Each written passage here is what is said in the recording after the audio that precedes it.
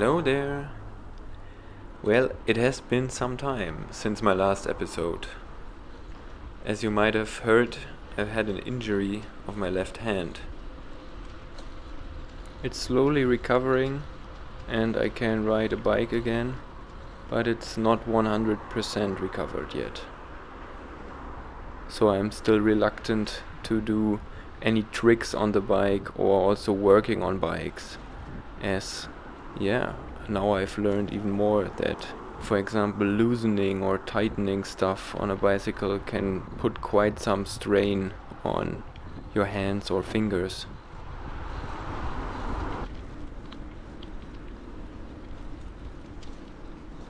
This was a sunny February day in Munich.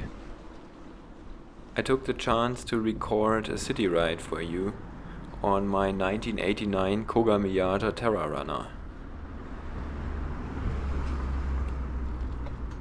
At the moment I kind of have a February blues. Was not too motivated during the last weeks to make new videos, but also I didn't have much time. Had some trip to my family and some trip to Belgium for work. And on top of that I had the hand injury, so there was no cycling anyways. With this tour I'm trying to cycle away my February blues a bit. I think the city looks nice in the sunlight, but the trees and the grass lack their color.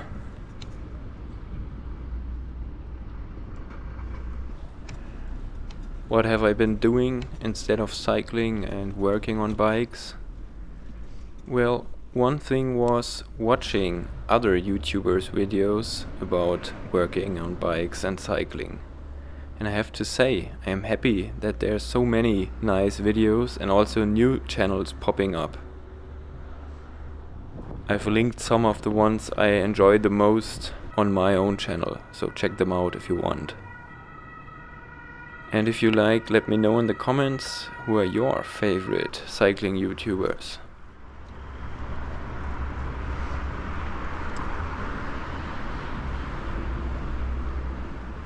Apart from that, I've been thinking about bicycles a lot while I was not able to either work on them or ride them. So one thing I've been thinking about is how to restore my future bicycle projects. I have 4 more bicycles waiting to be restored, all of them of course old steel bikes, but these projects have to wait a bit more.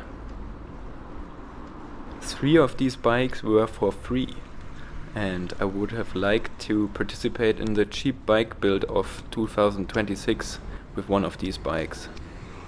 If you haven't heard of this challenge before, the participation rules are that you make a video, or I think also an Instagram post is enough, of a bike you restore with less than a certain amount of euros and only with good parts. So there are some rules, and I think some really cool projects result from this. Check out more on if you just search for this on YouTube or Instagram. I simply don't have time for it at the moment. Maybe next year. I have to admit the maximum amount you are allowed to spend on the bike is quite low. I think it's hard to make a really good bike for that amount. I think it's 150 euros roughly for Germany, for euros. But I still like the idea of the challenge. And I in general like this idea of showing that with a very little amount, at least little in comparison to what you would pay for buying a good new bicycle, a good new steel bicycle for example. Yes, that this challenge shows that it's possible to build cool and enjoyable bikes with very little money. And that is what I also want to show with many of my recent videos, where I included the cost sometimes in the video, sometimes in the description below. For example, for this bike here I only roughly had to invest 200 euros worth of parts, excluding tools of course. And this might also sound a bit like bragging. Hey, I can build the cheapest bike and you can't, ha ha ha, or something like this, because it's also not that easy. You have to know some things about bikes and you have to have some tools. But all bragging considerations aside, I think it's just a good sharing of knowledge about how to use little resources, how to use used parts and create a nice and fun bicycle that often, apart from that, also looks good. All bike thoughts apart, here I'm arriving at the Opera place in Munich. So to the left is the Opera. Very impressive. And just before that, to my left, was the old residence of Munich, so where the kings and queens of Bavaria, or the monarchs, I'm not sure whether it was always kings and queens, had their residence in central Munich. It is a huge place, like it's multiple enormous buildings. I've been thinking about some more, bike philosophy or thinking about bikes in general videos. And one idea is related to what I was just talking about, with cheap bikes that are possible through investing some time, having some tools and having some knowledge about bicycles and also old bicycles to restore them nicely. How it is, especially with old steel bikes, in particular our always loved 26-inch mountain bikes, there you have some certain type of bicycles we see over and over again. 26-inch wheels, often wide tires then of course, nice handlebars, lots of silver parts, thumb shifters as you can see here also on my handlebar, and so on and so on. And these bikes can often be seen restored, resto-modded and so on nicely. They can be found on YouTube, on Instagram or Reddit. Then at the same time we have bikes that have similar characteristics as just mentioned, silver parts, thumbies and so on, white tires and of course steel frames, I forgot that, but which are new ones, new models. So bicycles that you can still buy new from the manufacturer or a brand. And what I notice about that is that the bikes I first mentioned, the old resto-modded steel bikes, and the new bikes I just mentioned, they often mix up on all these platforms. Which is to some degree fine, but one thing sometimes bugs me, and that's the difference in price. With an old bike you can arrive at the 150 euros mentioned in the cheap bike build-off, or maybe some euros more, somewhere in the low hundreds. And you get a really nice bike. And with these new bikes, you often, or mostly, the frame set alone sets you back 4 figures amount. And that's a big difference. But nobody talks about that. I mean, I also don't want to talk about money all the time. Not only because I am a German and we don't talk about money that much, but also it's often an annoying or uncomfortable topic. I don't know why.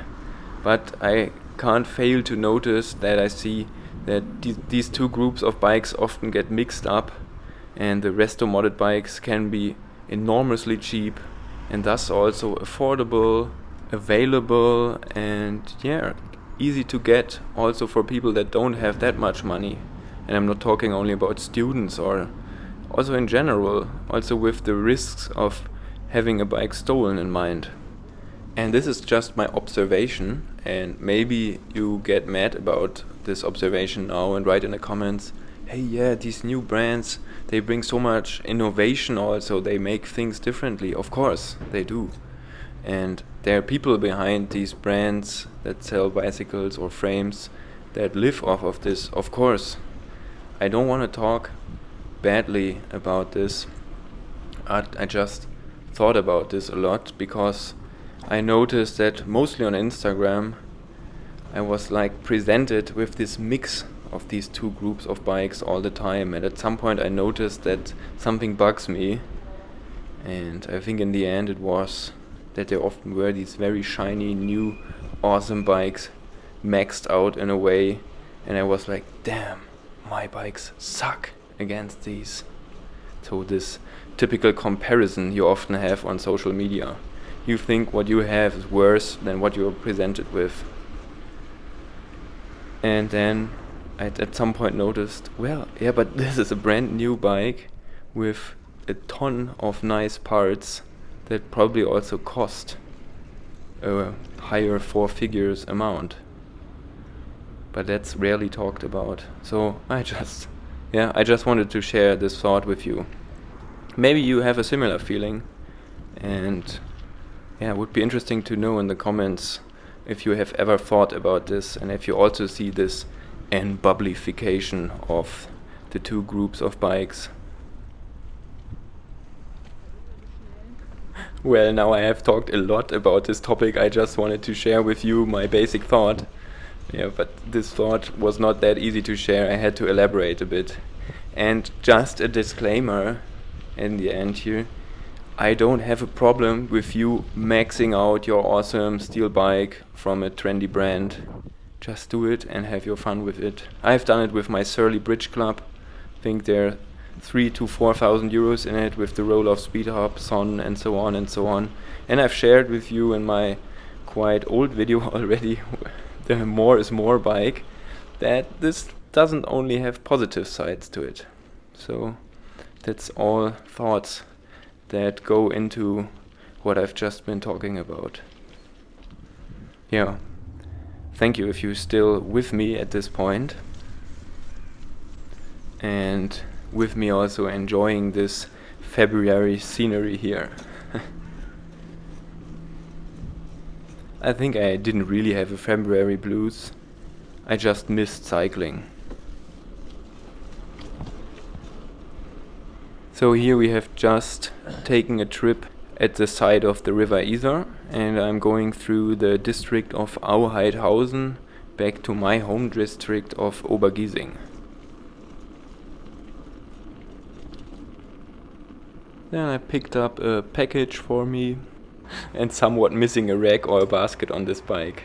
At some point I will add one to it. And I want to share one more thought about cycling with you. These other YouTube channels I've mentioned, there are often people cycling together in them.